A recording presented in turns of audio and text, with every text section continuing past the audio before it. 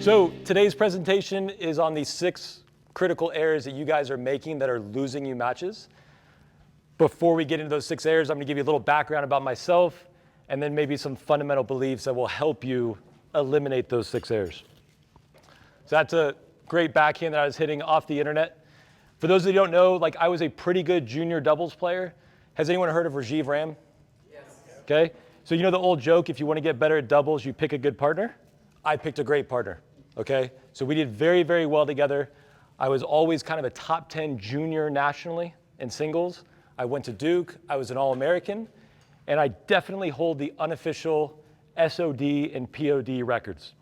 Does anyone want to take a guess at what the SOD is? Sorry, what was it? Oh, not a dark one. Any guesses for SOD? Shot of the day. Okay, so actually in hindsight, it was a terrible thing my coach implemented for practice. I was shot of the day every day. So that's between the leg winner, around the net post pass, high backhand angle, drop volley that spins over. That was me. Every day. Shot of the day, point of the day. So I was a very, very aggressive player. I was trying to always come up with shots. So this presentation is very much a do as I say, not as I did. Okay? One story just to kind of highlight this. These are things I wish I knew when I played. My junior year, I had wins over John Isner and Somdev Devarman. Okay, everyone here knows who John is. He won NCAAs that year. Somdev was a top 60 ATP pro. He lost in the finals to John. Okay, NCAAs is a 64 draw. What round do you think I got to? Anyone? Second round? I didn't make the tournament. Because when I played at my best, playing this inefficient style, I was awesome. When I executed at an average level, I would lose to people. I had more physical ability, but I would lose to them because my tactics were suboptimal. So what I'm hoping is I don't play anymore. I'm hoping that you can learn now while you still play and learn from those mistakes that I made. So my first fundamental belief, and by the way, along the way, if you have questions, please stop me.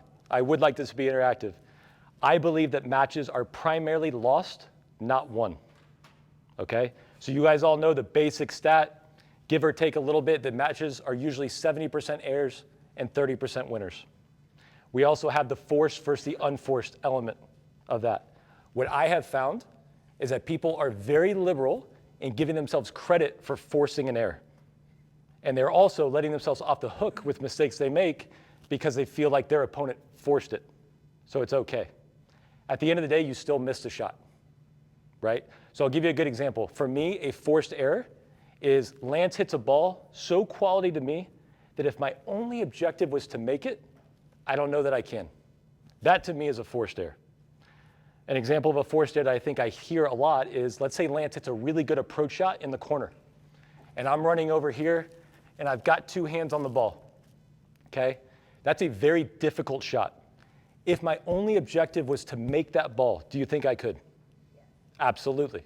But because I'm so uncomfortable being not in control and being on defense, I try to hit a passing shot winner, and then I miss. And that will go down in the stat sheet as a forced error because Lance hit a good approach. In my opinion, that is me losing to Lance. Lance beating me looks like his approach. I throw up a lob responsibly. Lance hits an overhead winner, and I go, too good, Lance. You beat me on that point. But we're so afraid of what Lance might do that we'd rather just miss trying a difficult shot. Does that make sense? So that is a primary belief that I have, is that if you want to start winning more, the way you do that is to lose less. I know that sounds like kind of like a word salad, but that is my fundamental belief. I always tell my players at home, the person on the other side of the net is dying to lose to you. You just cannot beat them to it. Just let them do it first. Okay, so does anyone here listen to my podcast? Is Michael Chan here? Charlie, raise your hand high if you listen to my podcast. Okay, I expect to see more downloads tonight. It's called Baseline Intelligence. Baseline Intelligence, okay? So I've been doing it for 3 years. If there was a golf congress, I would be there. Okay, so I'm an amateur golfer. I love it. This guy up here is one of my favorite coaches. His name's Scott Fawcett. And he actually reached out to me and came on my podcast, okay? We talked about Tiger Woods, the most dominant golfer at his peak of all time. Tiger kept track of 5 stats when he played golf. Okay? And for those of you who don't play golf, I'll help you understand. When you get to the green, it should take you 2 putts. He kept track of how many times it took him 3. Okay? Double chips. When you get around the green, it should take you 1 chip to get on the green. He kept track of how many times it took him 2. Par 5s are generally considered easier holes. He kept track of how many times he bogeyed them. 150 yards and shorter are considered easy approach shots. He kept track of how many times he bogeyed those. And he kept track of how many penalty shots he had as well. So when you hit in the water, how many times did he have to take a penalty shot to drop it out of the water? So the best golfer in the history of the game, with all the ability in the world, was not trying to figure out how he can make more birdies. He started dominating because he figured out, here are all the mistakes that we all make. I'm just going to make less than the guy I'm playing with. And I'm going to do that every single round I play. So instead of getting 2 shots by birdies, I'm going to get 2 more shots because I make less mistakes than my playing partners. So he asked me a great question on the podcast, what would that be for tennis? Okay, and I was like, wow, great question. I should have thought about that. A couple things came to mind. Because my last name starts with an S, I came up with 6 for Stokey 6, okay? Before I get into those exact 6 errors that we are making that are losing us matches, I have one more fundamental concept that I think is very important. And that is the idea of a shot pattern, okay? And I didn't know we'd have a court, so this is actually gonna work out great. A shot pattern. You do not hit the ball where you aim. Raise your hand if you think you hit the ball where you aim. After I just told you don't. We did a warm-up drill this morning on my court, okay? 7 minutes, hitting down the line with your partner. We put 1 ball down at 3/4 court. 7 minutes. I'm gonna guess we hit about 30 balls in a minute. 200 balls times 6 groups, 1,200 balls hit. How many times do we hit that single ball target? Any guesses? Once. Lightning does strike sometimes, okay? Yeah, who was it? It was a feed. Wait, we had 1 feed and I think 1 legitimate hit. So that means 1 time out of 1,200, we hit exactly where we were aiming, okay? I also asked the group to count how many times we missed the court completely. They didn't keep track of that, which is suspicious. I'm gonna guess it's at least 15 to 20. They were probably 100 more times likely to miss the entire court than hit exactly where you aim, okay? One thing we also talked about in that group, one of my favorite things, I laugh every time I hear it, is someone misses a shot and say, I had it. You literally did not have it. You missed the shot, right? But you feel like you're gonna have it. You wouldn't have tried the shot if you thought you were gonna miss. You felt good, you thought you were gonna hit it where you aim, and the second you can accept and let go of that, I don't hit the ball where I aim. Novak Djokovic doesn't hit the ball where I aim. You know how I know Novak doesn't hit where he aims? Do you think he intentionally tries to hit in the net 20 times a match? He does, though. So we know he's hitting lower than he wanted, right? Do you ever see him miss in the alleys? Have you seen Novak do that? Of course, because he hit wider than he wanted. Have you watched him play a tiebreaker? He's amazing in breakers. Do you think he's aiming on the service line? I don't. I can't get in his head. I can't imagine he is. He's hitting a little bit shorter than he wanted, right? So you do not hit the ball where you aim. You have what I call a shot pattern, okay? I know the slide's kind of far away. You have an oval, depending on your skill level, where your ball will go. So if I'm aiming for that star, oh, I get to use my laser. If I'm aiming for that star, it can go anywhere in that semicircle or in that oval. I don't know if it's gonna go short. I don't know if it's gonna go deep. That circle gets bigger or smaller depending on your skill level. So Novak's circle might be 6 feet in either direction, okay? A 3-0 circle, honestly, is probably 15 feet, at least, in any given direction, okay? You might have a shot that you love, and so your shot pattern for your forehand is kind of small, and your shot pattern for your backhand is enormous, right? So that shifts all the time. And what I'd like to do actually real quickly, can I get 1 player volunteer and 1 coach volunteer? Any coach and any player. I got 1 player, perfect. Okay, so here's what we're gonna do. Just to show, yeah, do you need a racket? You can use this. Here you go. Perfect, okay? So what I want is I want you to hit 6 balls. Just feed it underhand. You can hit it nice and slow with with a continental grip, good. And he is gonna try to hit this target. One sec, good. Yeah, I love the excitement though. Yeah, so he's gonna try to hit this target. I am then gonna place the ball where his ball landed, Okay? So he's trying to hit the target on the fly. Go ahead.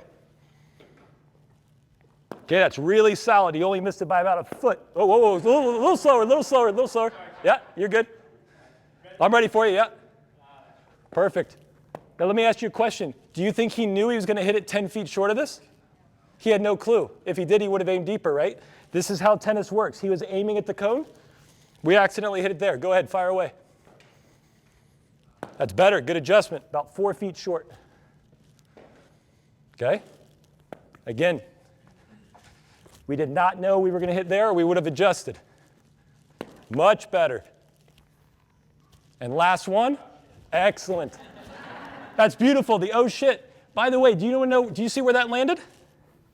Right here. Would that be a winner if we were playing tennis? Absolutely, accidental winner, my favorite kind. He was aiming here. He accidentally hit a winner. That's good tennis. Okay, now give me a Christoph. So do we see the shot pattern here? Christoph, 1 sec. What's the length of our shot pattern here? Off a hand feed inside. It's not even a full court. It might be 10 feet deep. He's actually pretty good on the width for the most part. But this is his shot pattern. Let's see Christoph here. Right where you were, right there where the basket is. Let's see if Christoph, who's a professional, let's see if his is a little smaller. Oh, baby. Let's see if his is a little smaller. Try to hit the cone. Not bad. Bang. Excellent. He's got 3 more. He's got 3 more. That's pretty good. Last 2. Okay. And last one. Excellent. So is his a little smaller shot pattern? Absolutely. And he actually hit the spot once. Now, if every coach came up here, thank you. You guys are good. Perfect. Round of applause. Yay, yay, yay. So you can see Christoph, a little more experienced, a little more skilled. His is smaller. Now, again, we have one that hit the cone. You can see, though, these other ones, he missed. He hit shorter than he wanted. Okay? So it's very important to understand that you do not hit where you aim. This is where I see some people aiming. My new star that's closer to the line. Okay? And so you see, I have the same size shot pattern over the aggressive target. Okay? The difference between my safe, smart, optimal target and that more aggressive one, let's see here, that is my mistake. My mistakes land in that little moon shape. Balls that land in that moon right there are those great shots. If I hit a ball in that moon, is that a good shot? Anyone? I'd say it's average. It's certainly not going to win me points. It's also certainly not going to lose me any. Now, if you chose the more aggressive target, that's your moon shape. What do we think about that?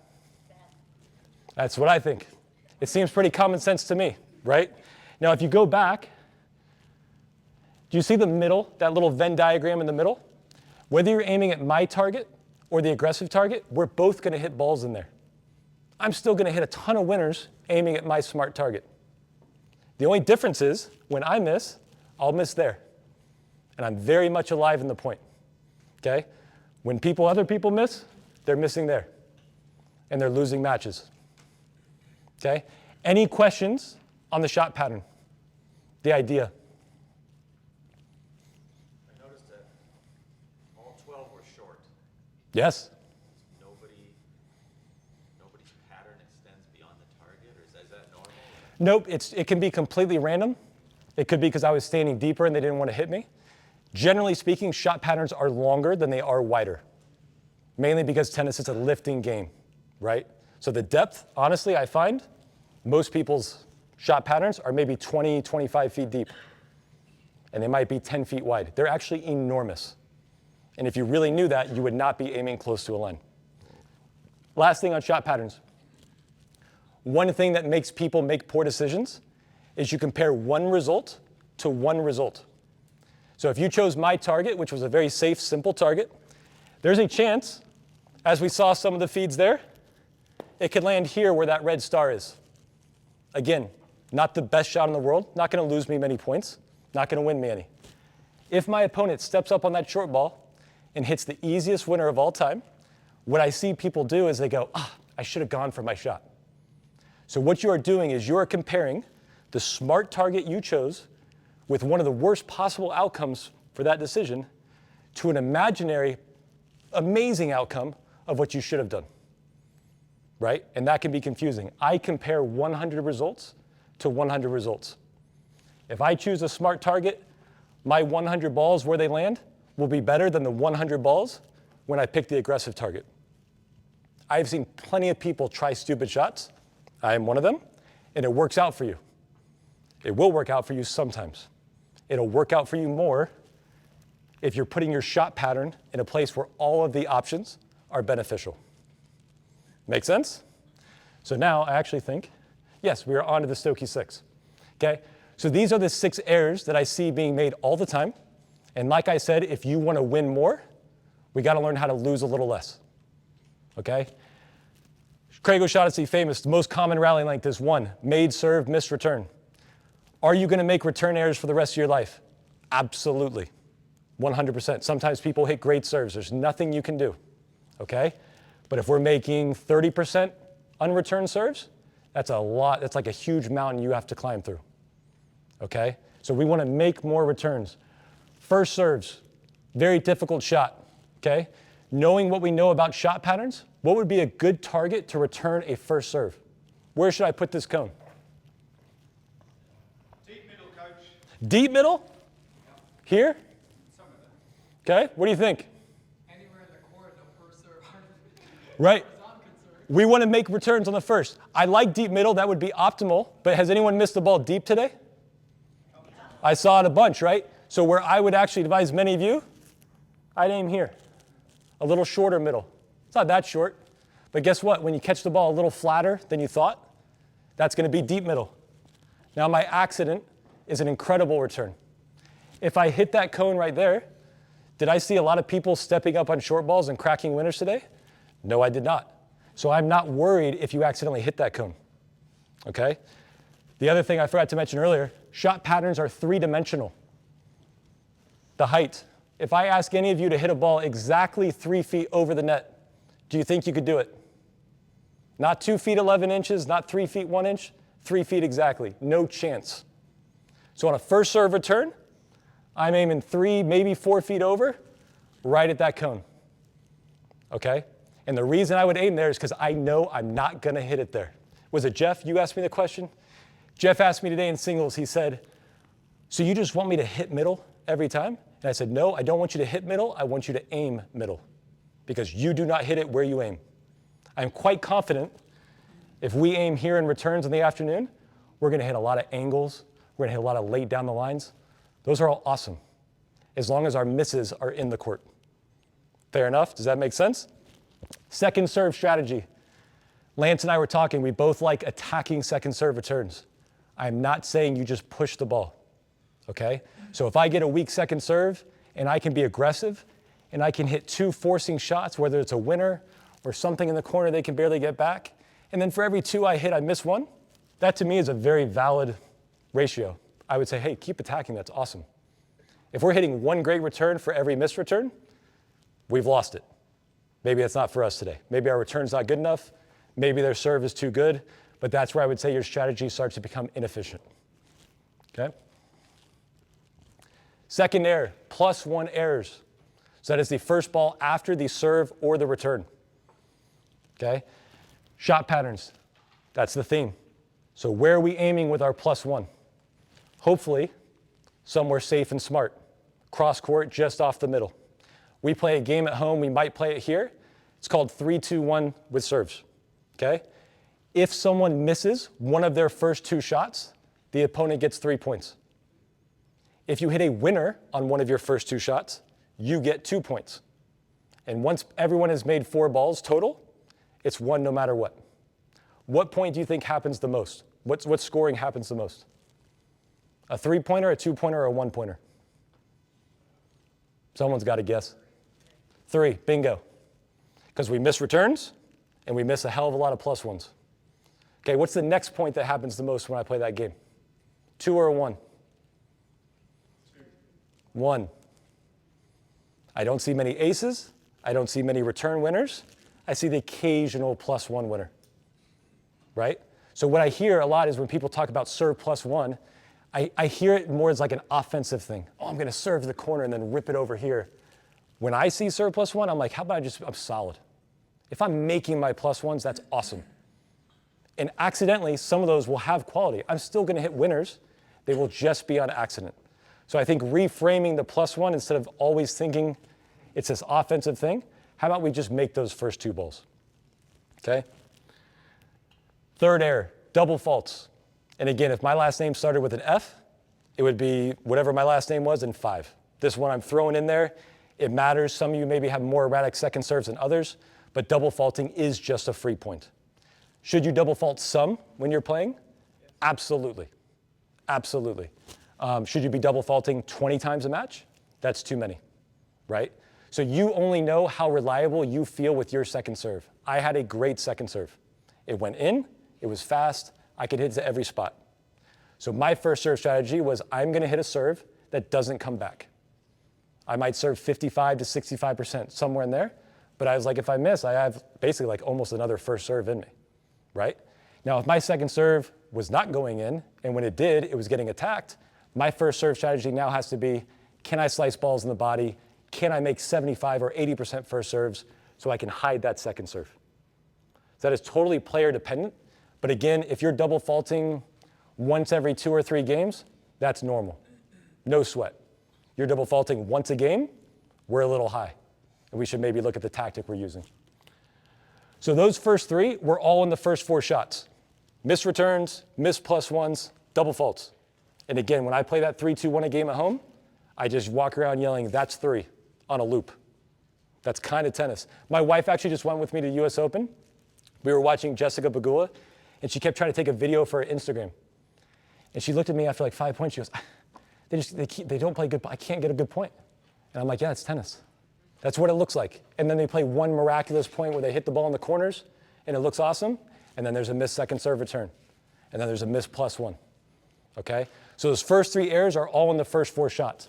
Now we get into rally ground strokes. Ground strokes in the net. Does anyone follow me on Instagram? I'm like getting offended. No podcast listeners. Okay, Stokey Tennis, my last name Tennis. I expect to see a surge in Instagram followers, okay? I was sitting around, and one of my coaches told me this when I was younger. I was going to post this. I knew it would light up. It got like 20 million views. It's 93.045 million miles to the sun. How high is the net? Anyone? 3 feet, thank you. Why on earth do we hit in the net? We have 93 million miles up we can hit, and we're choosing to hit in the net. So I actually have that question. Why do you hit in the net?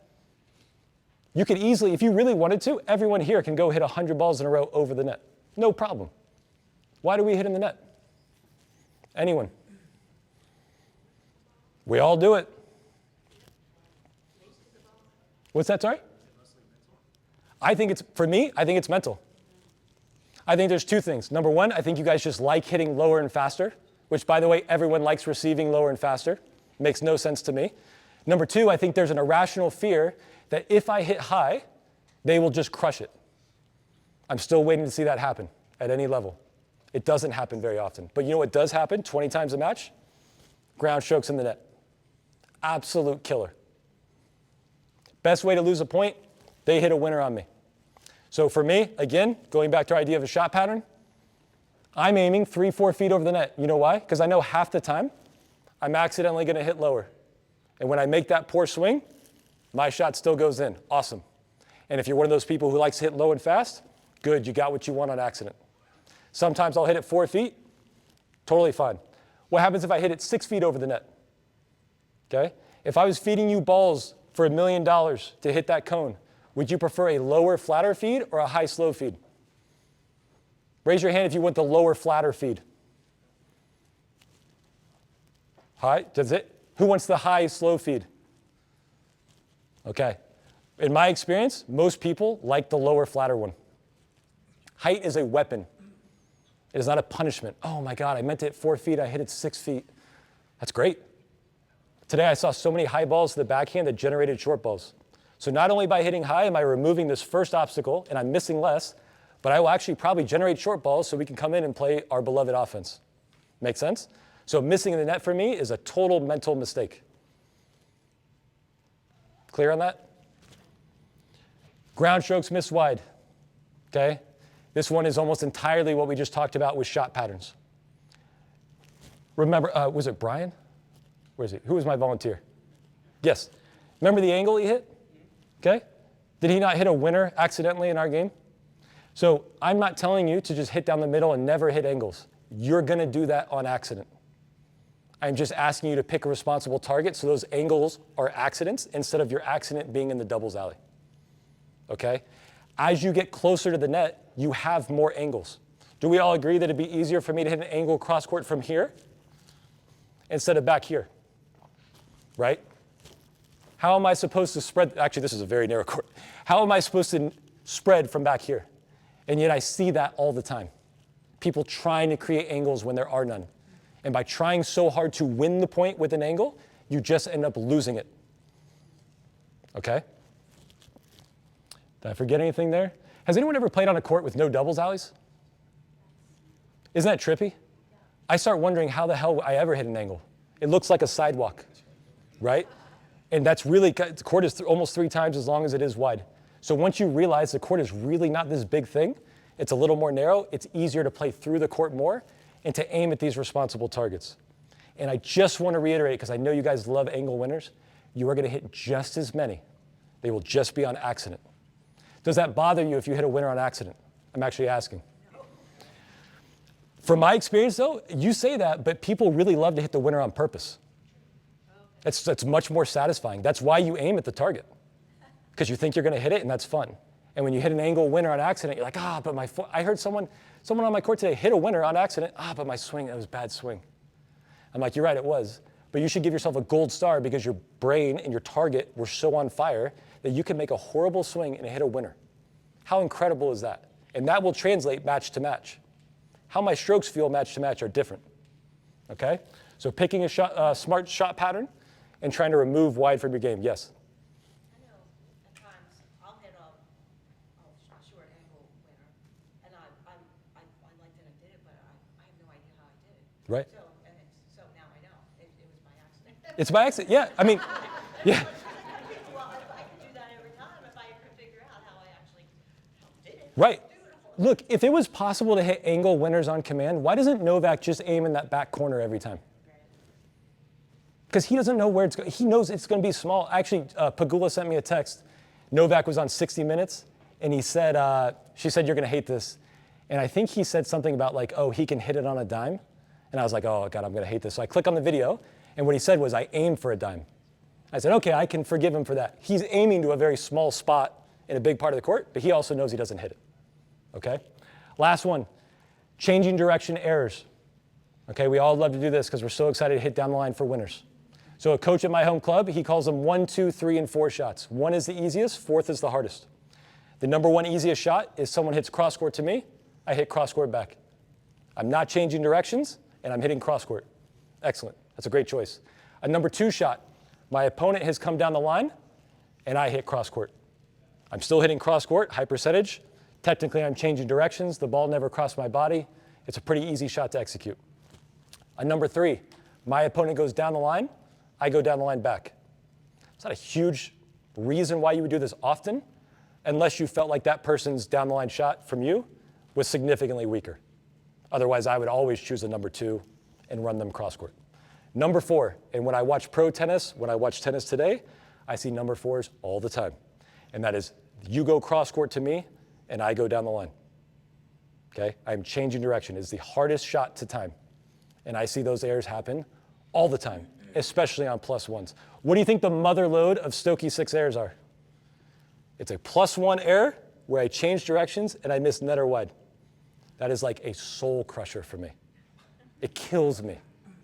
Thank God it only costs 1 point. But I watched it, I'm like, man, that was just such a horrific, horrific decision. Okay?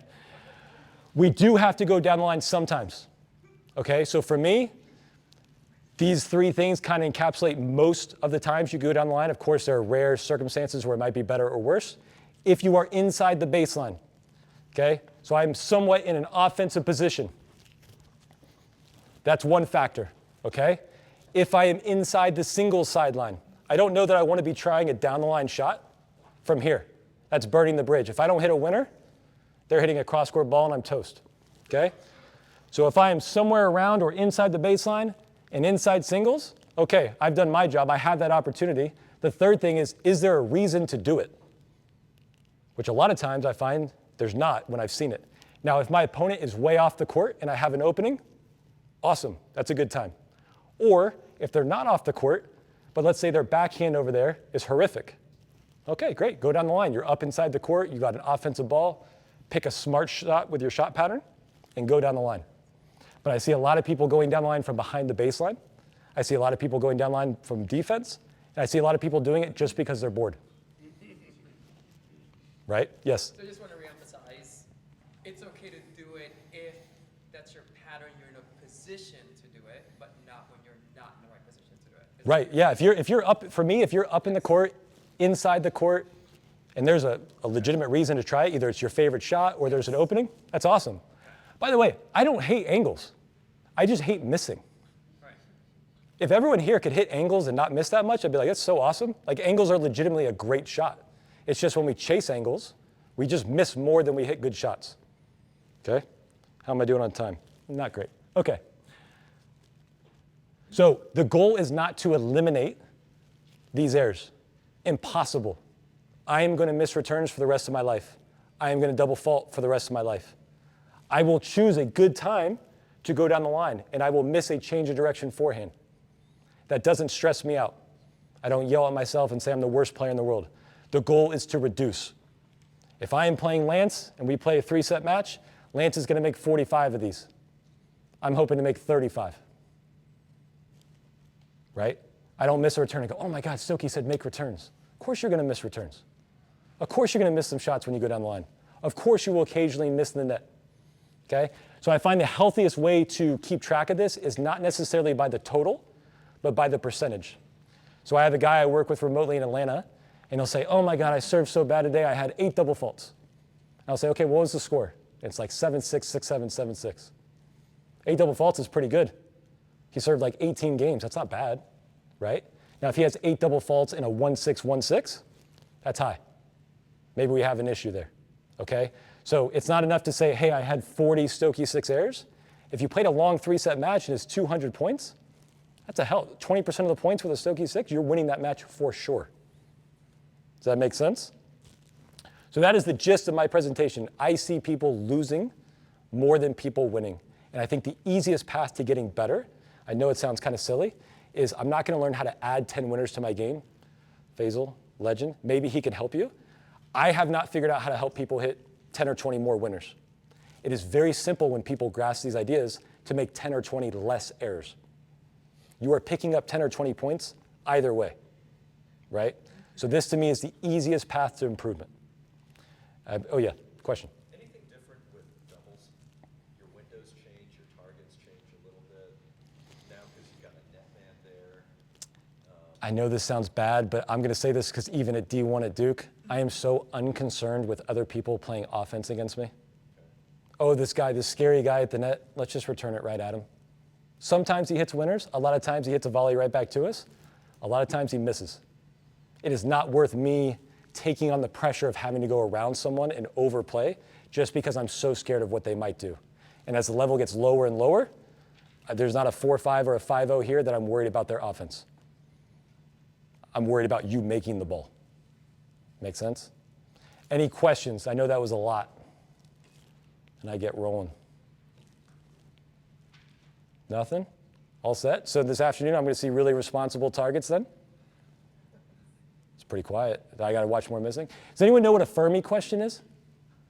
A Fermi? I think it's Fermi. F-E-R-M-I. It's when you go on a job interview and they ask you how many golf balls you can fit in like a Subway. And they just want to hear how you think. Someone asked me how many ground strokes I've seen my players hit in the net in my career. And I started doing the math in my head, and it is a ton. Please, please spare me this afternoon by aiming higher. Understand? Awesome. Thank you. Thank you for your attention.